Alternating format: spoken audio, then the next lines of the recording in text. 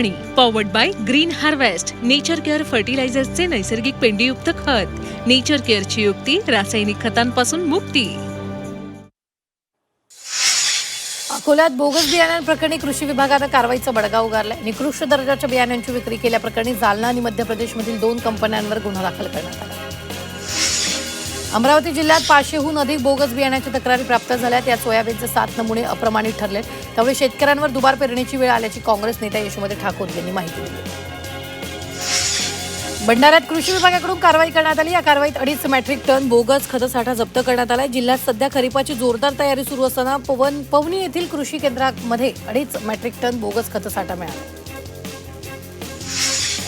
अवकाळी पावसामुळे शेतपिकांचं नुकसान झालेल्या शेतकऱ्यांना दिलासा मिळाला। राज्य सरकारनं 84,23,65,हजार रुपयाच्या मदतीला मंजुरी दिली आहे। महसूल आणि वन विभागाने या संदर्भातील शासन निर्णय जारी केला। या मदतीचा लाभ राज्यातील 45,000 शेतकऱ्यांना मिळाला।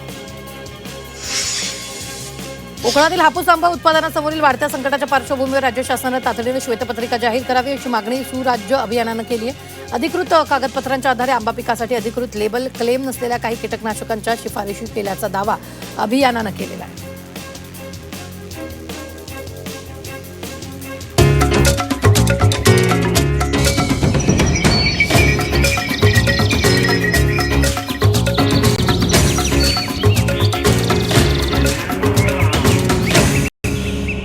पीक पाणी पॉवर्ड बाय नेचर केअर फर्टिलायझर्सचे ग्रीन हार्वेस्ट स्पेशल, नैसर्गिक पेंडीयुक्त सेंद्रिय खत।